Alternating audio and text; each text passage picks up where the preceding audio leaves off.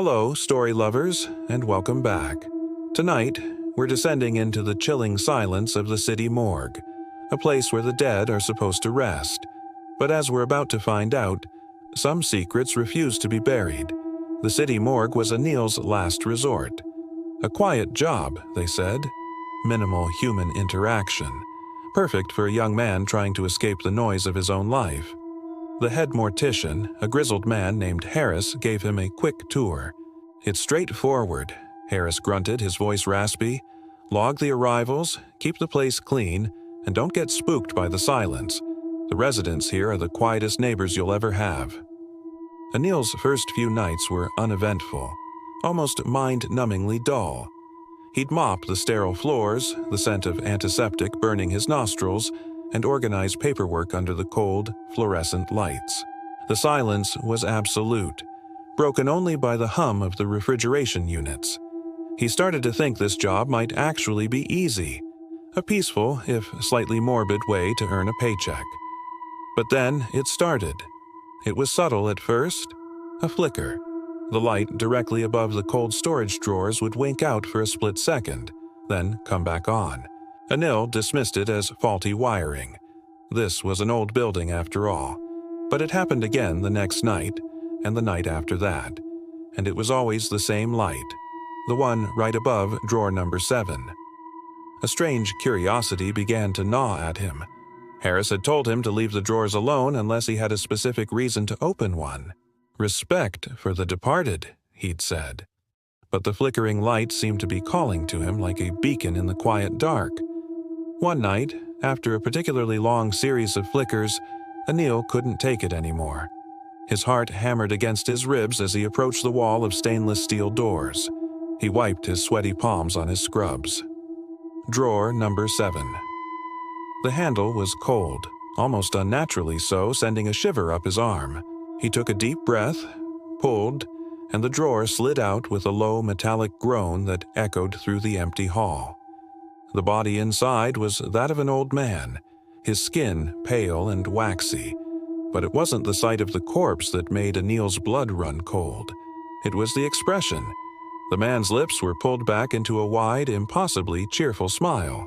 His eyes were closed, but the smile was so out of place, so jarring in this house of sorrow that it felt like a grotesque mockery. Anil had seen dozens of bodies in his short time here, their faces slack with the release of death.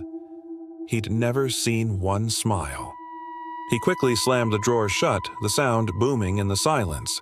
He stumbled back, his mind racing. It had to be a trick of the light, a post-mortem muscle spasm.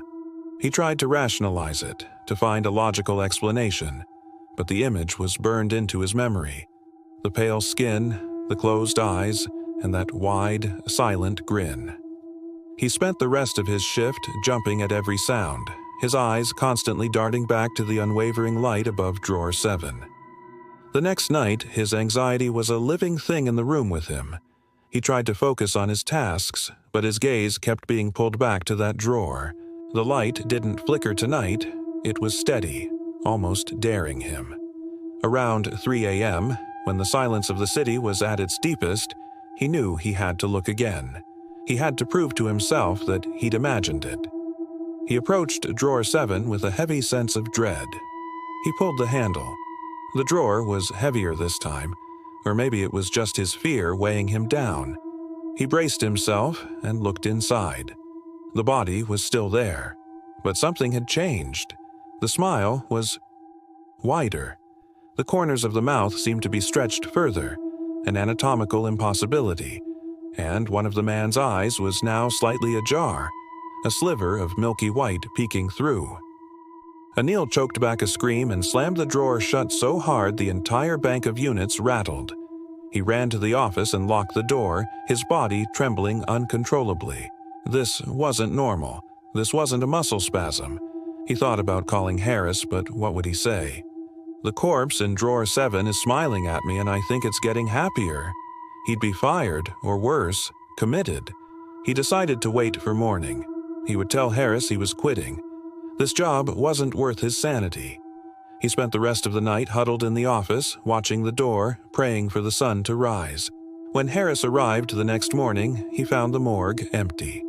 Anil's logbook was open on the desk, the last entry made just after midnight. A half-empty cup of coffee sat beside it, cold. Harris called out Anil's name, but only silence answered. Annoyed, he started his morning rounds, checking the refrigeration units. Everything seemed in order. Then he noticed it. Drawer number 7 was slightly ajar. Frowning, Harris pulled it open. It was empty.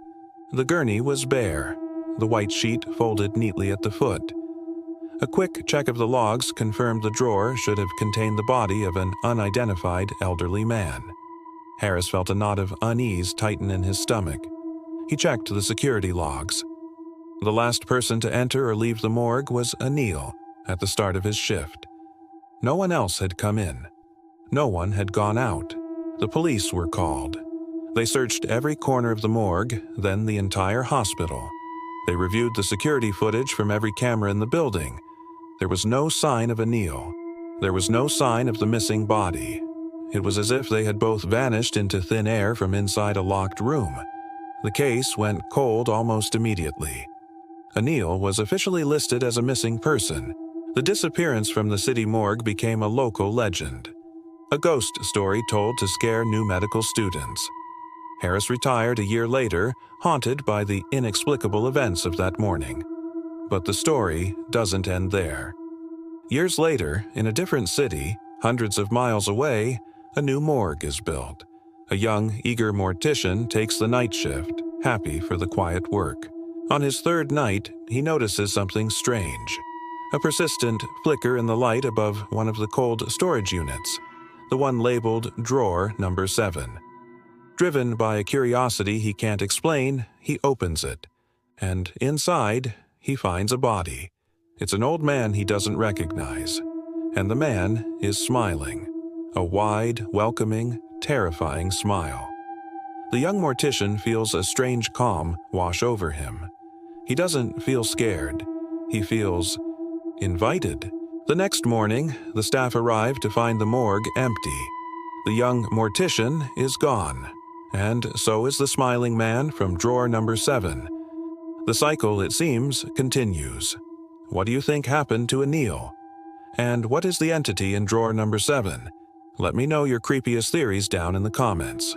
Thanks for watching, and if you enjoyed this descent into the dark, don't forget to like, subscribe, and hit that notification bell so you don't miss our next story.